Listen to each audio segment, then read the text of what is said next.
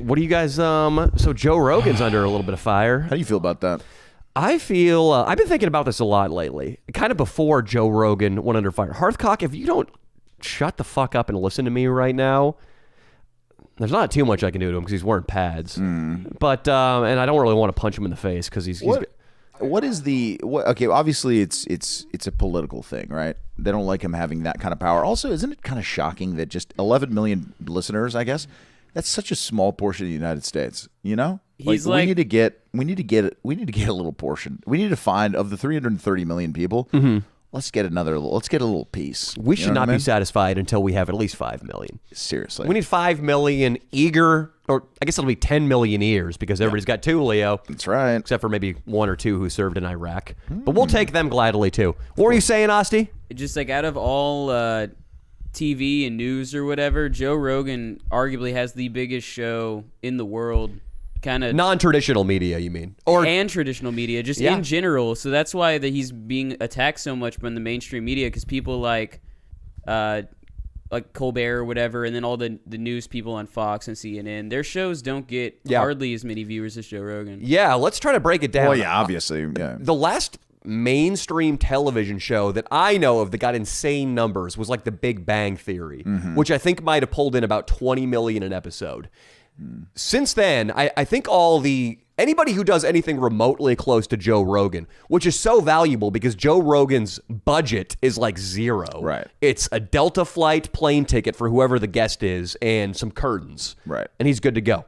Some of these too. Yeah, you might need a couple of these. He has the exact mic, yeah. So it's just pure profit. I mean, it's insane. And I'm sure that drives the media crazy. And also the people who compete with him, like the Colberts or the Jimmy Kimmels or Jimmy Fallons, who by the way, blackface Jimmy Fallon, blackface Jimmy Kimmel. Why can't Rogan be more like the left? Like, why can't he be more like Sarah Silverman, who did blackface, or Jimmy Kimmel, who did? Those are the kind of people we need to be listening to.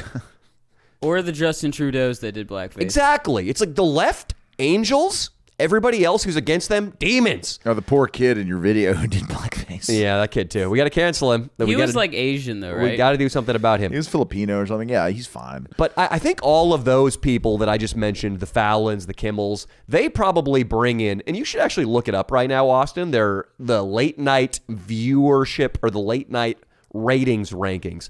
I think the highest rated guy is going to have like 4 million views. I think it's even less now. It's probably 2.5. Last time I looked it up, I think it was Colbert had 2.5 million. So Rogan, I've heard a couple of figures, Leo. Tim Dillon said 20 million. I heard 11 million too. 11 million is what the media seems to be saying. Okay, which is... Who knows what to believe. Yeah, that is a ton of power. So much power. That is a ton of power.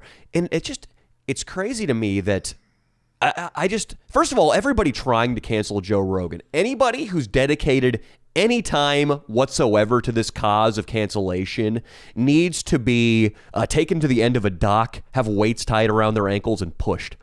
Yes. That needs to happen to them. Imagine listening back to every episode trying to isolate offensive stuff. Oh my God. It's that group that apparently, but they're called the Midas Touch. And apparently they're Democrats, and they work on kind of compiling stuff to cancel people. They did it to Stool Presidente, Dave Portnoy, and then he apparently was last night. This just came out. He debated these guys last night, like at midnight, and he has a text message from one of the guys in Midas Touch of him using the N-word with his fiance. He has in his possession. Wait.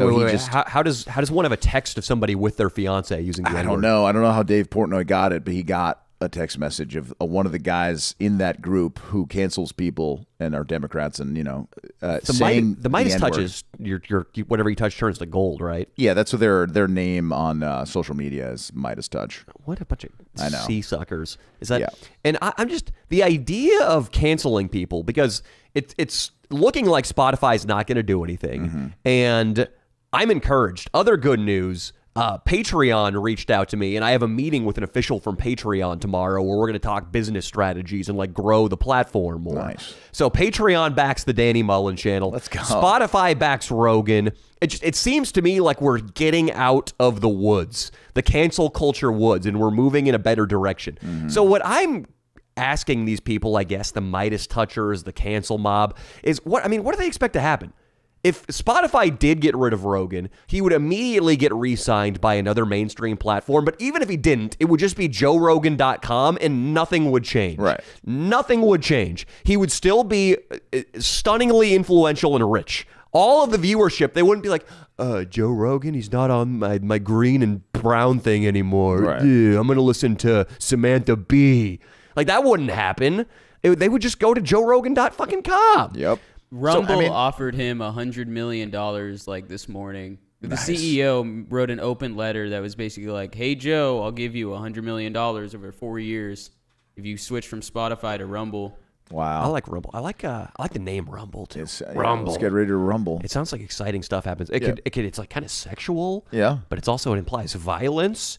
And like, we gotta check out Rumble. It's nice.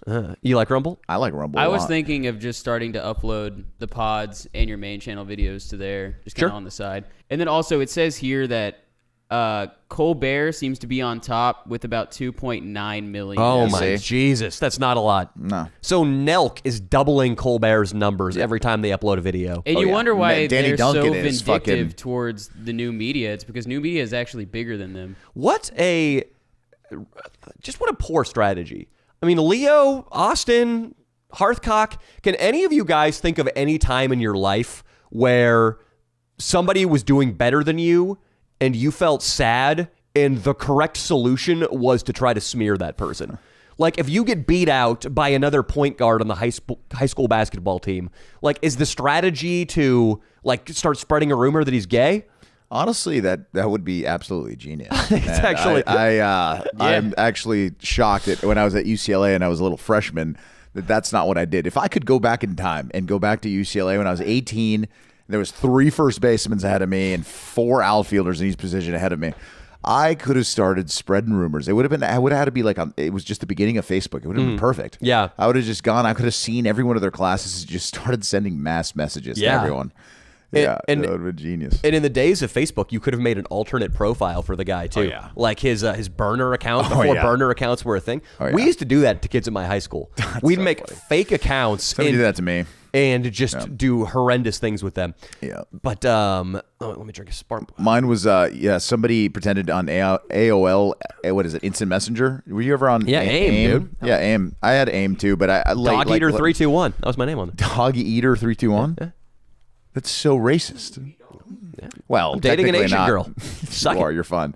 Somebody made a fake AIM for me, and it was Sexy Swimmer Dot, because I used to swim too, on the baseball. I played baseball and swam, and it was all like in pink writing, and they would just tell everybody I was gay, and then people would, these fucking assholes. You know what? I'm okay, so I stand corrected. I think if you were like the second string point guard and you wanted the main point guard slot, I think telling everybody at school that the point guard is gay would probably create enough turmoil in his life that he would not be able to focus on his ball handling. Yes, dude. Well, he'd be able to maybe focus on another kind. Exactly. But there's actually a real story similar to that. There was a guy that said he was getting into fantasy baseball so much, and he was in the major leagues, that he ended up talking shit about this other guy on the other team, so the pitcher would hit him, be like, yeah, he said something about your wife and shit, and then the guy hits him, so he's out of the game, and it helped him win his like fantasy baseball game.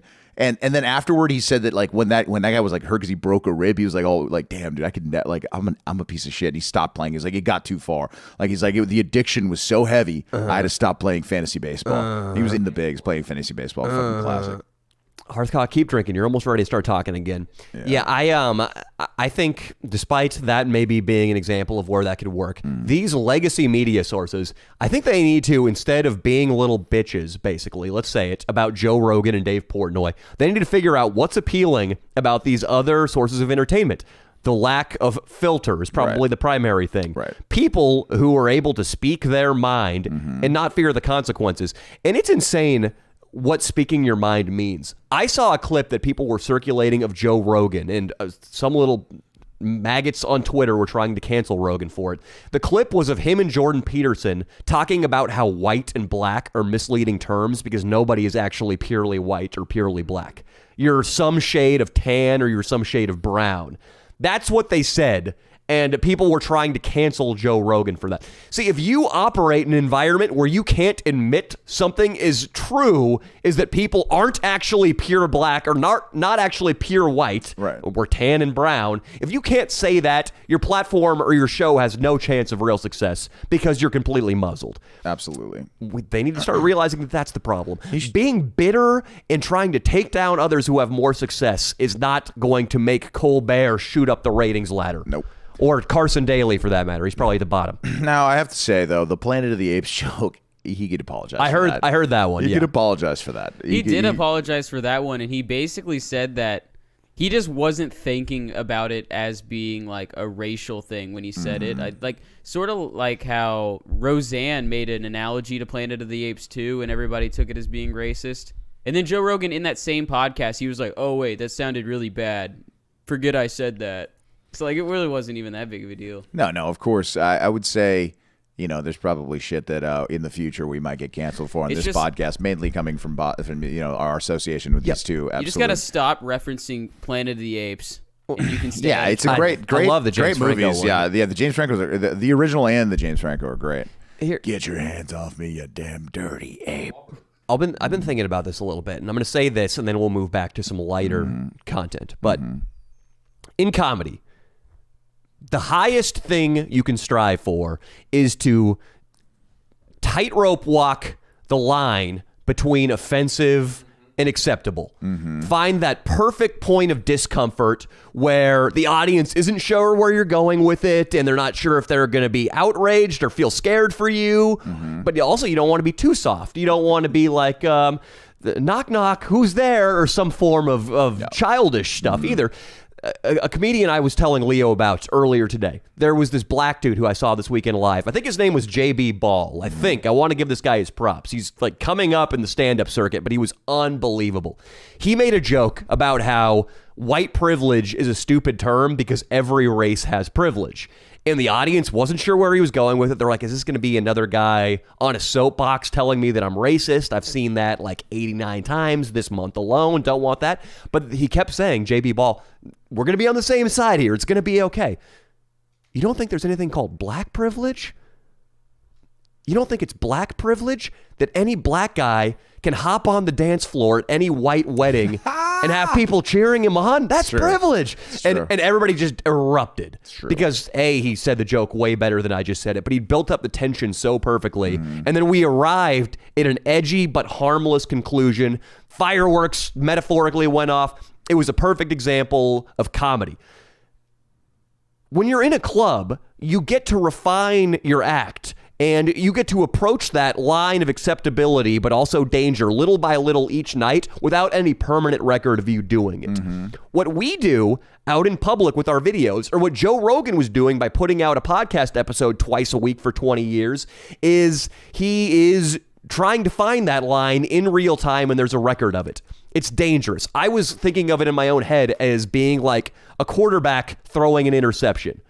Every now and then, yeah. There have been so many times in videos where I've made jokes that I thought were edgy, but ended up just being plain mean. And looking back now, it just felt like I threw an interception. Yeah. In this job, where our mission is to find the line and talk about uncomfortable stuff, sometimes you throw an interception. Yes. And when you threw an interception 15 years ago, like Joe Rogan did, in the line, it keeps moving forward as far as what's okay and not okay.